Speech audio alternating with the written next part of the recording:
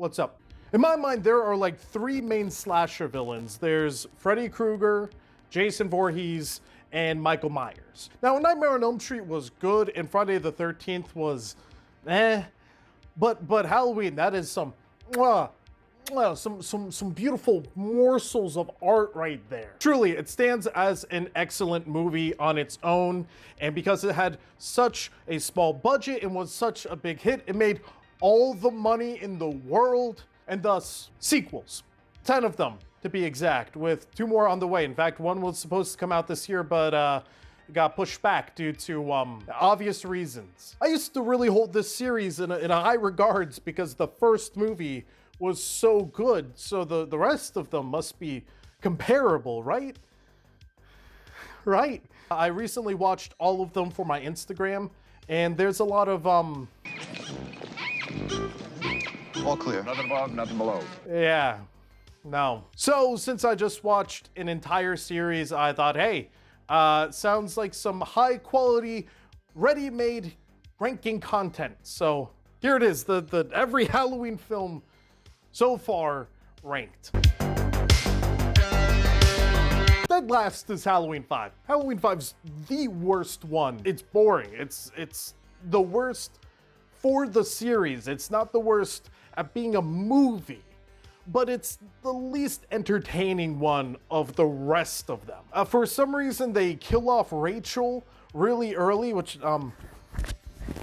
spoilers, by the way. It's the first time of 3 times that they do that in the series, where they kill off, like, one of the lead people from the previous films, and every time it's awful. And I don't know if it's supposed to be like a Janet Leigh reference or tribute, but it sucks. Every time it is awful. And because Rachel dies so early in the movie, the rest of the film is on the back of Tina.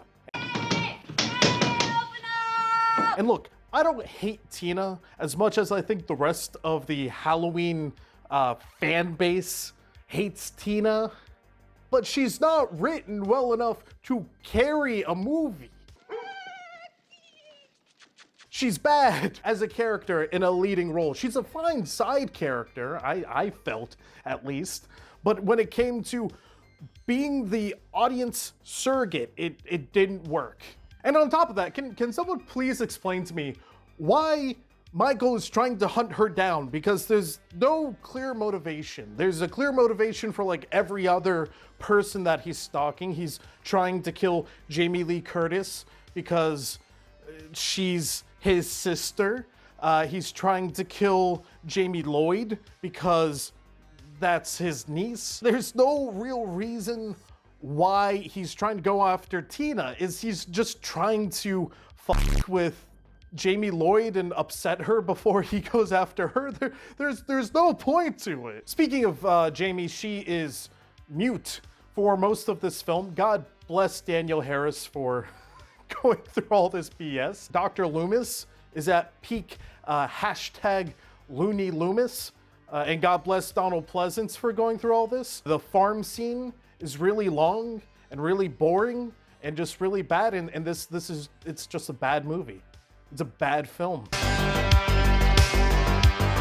Okay, there's actually some stuff that I don't mind so much about this film. I don't mind the atmosphere. I feel that it's pretty Halloween-y, sure. There's also the fact that we get to see what Michael Myers does when he's not out and about and killing, and he's living in the sewers near his house and being a real nasty son of a bitch. I mean, look at the rats that he's eating. On top of that, I guess Busta Rhymes is kind of charismatic. You know, he's a personality for a reason, but yeah, that's where the good things end with this one. In terms of everything else, it's bad. Every character is like a early 2000s American Pie horn dog. They dress up a white kid as Jules from Pulp Fiction, which I don't know how to feel about that. His friend, the guy from Final Destination 3, who's dressed up as Vincent, he has a girlfriend who's on the show, and he's watching it and like texting her, letting her know, oh, Michael Myers, he's in the house. But the thing is like every little bit of information that he gives her is something that she could have just obviously discerned herself. So in the end, when she's like, oh, thank you, kid from Final Destination 3, you saved my life. He didn't give you any information that actually mattered. Overall, it's just, who cares? And on top of that, what they did with Jamie Lee Curtis, it destroyed everything about her character. So, God. Again, I don't hate everything about this film. It's just weird.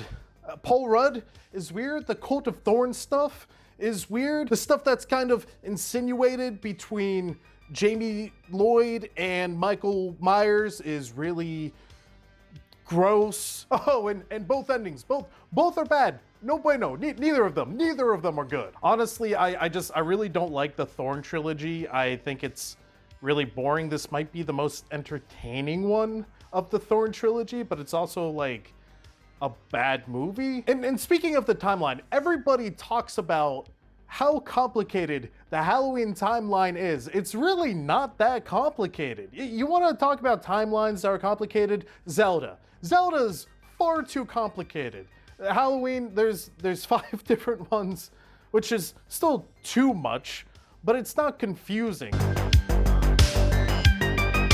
This is a hard film to wrap my head around. I saw it originally when I was younger. It was the first Halloween movie that I ever saw. But at the same time, I saw the theatrical cut then that was cut for TV, and rewatching it now with the director's cut. Why? Why be like this? I don't get why Rob Zombie feels the need to include this version of the escape scene when the theatrical cut has a perfectly fine one. If you don't know what I'm talking about, don't look into it. You don't need that in your life.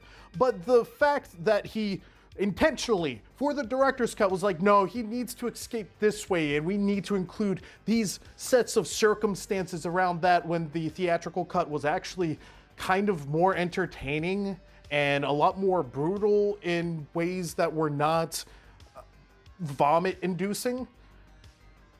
Why? What this movie could have been was a fun, schlocky slasher movie that delved into backstory that didn't need to be delved into, but for those who wanted that sort of thing, they could have that, while other fans of the franchise could kind of just ignore it and sweep it under the rug and not have anything too crucial to the original series tied into it.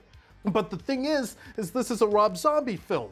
So we can't just have a little fun, have a little schlock, and have a crappy slasher movie. No, we have to be disgustingly hedonistic about all of it. I will crawl over there and I will skull the shit out of you. It should have been good in a bad way, but it's just bad.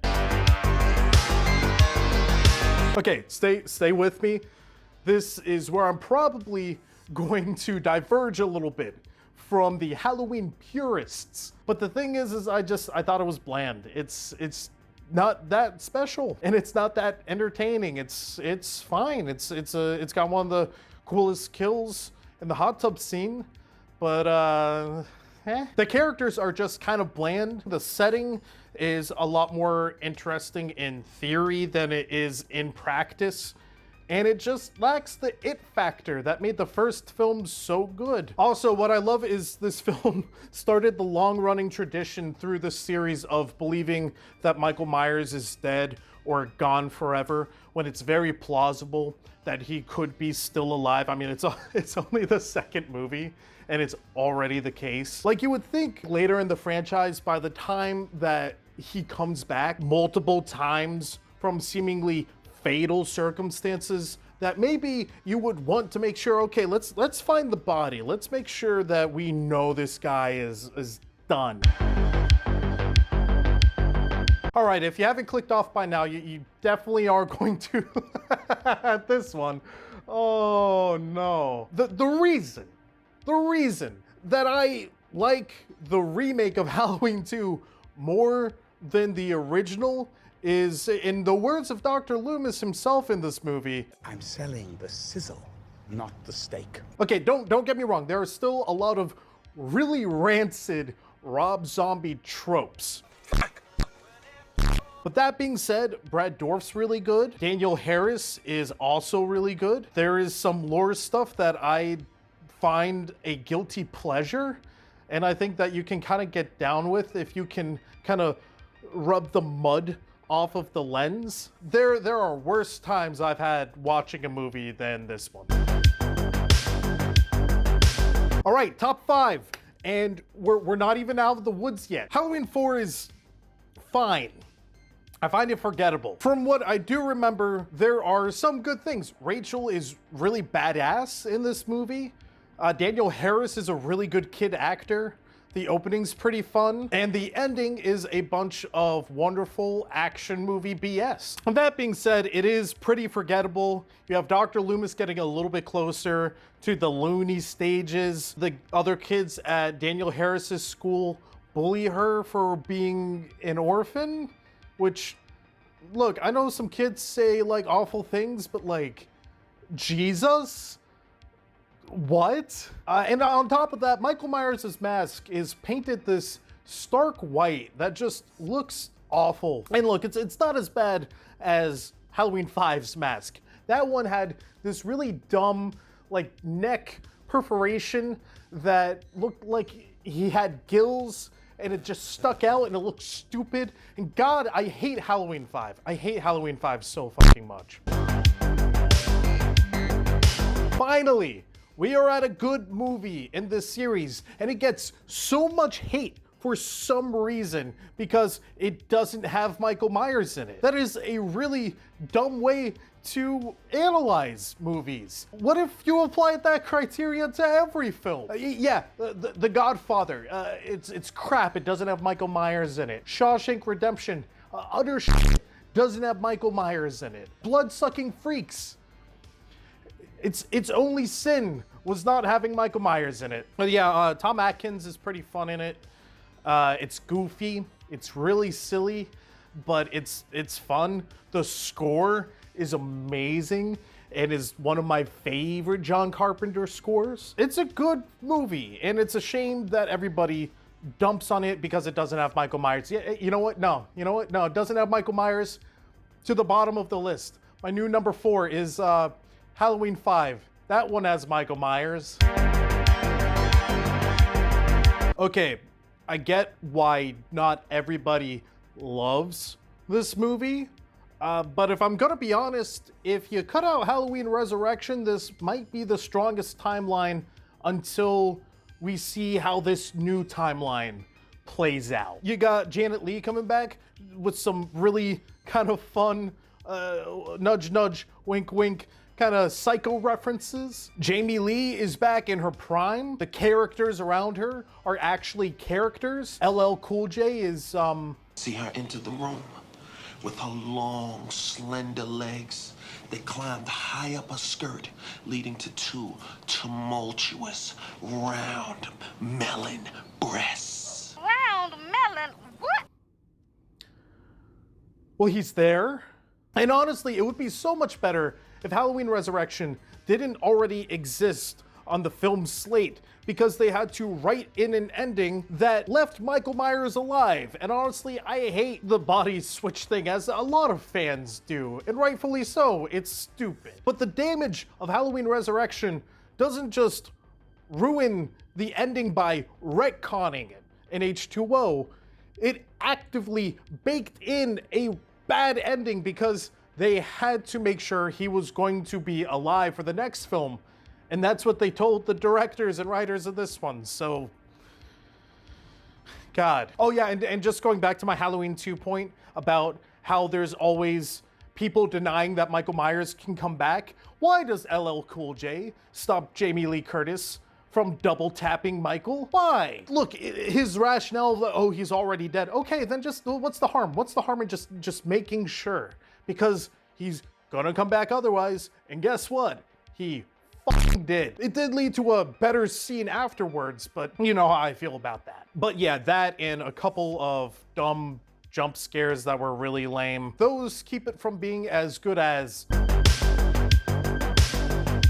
Okay, I know some people are going to say that this is BS and say that it's not really that great of a film. I know that some Halloween diehard fans were not that big of a fan of this one. Personally, I kind of felt like it was a return to form in some ways. I really liked the score. It's maybe the best score of the franchise, and it takes a lot of the good things from the other timelines and bakes it in a way that's better. It has the vibe and the novelty of the Thorn trilogy.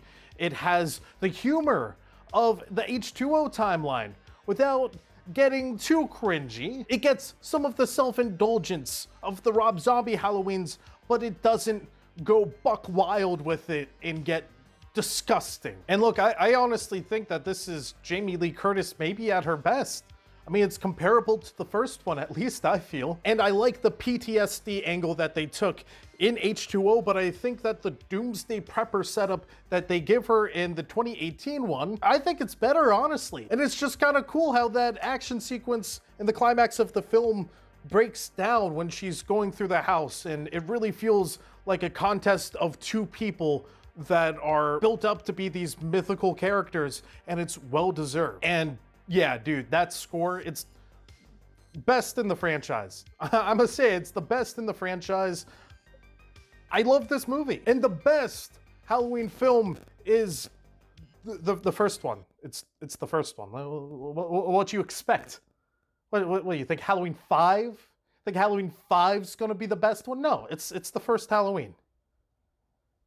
Go home. Video's over. Bye.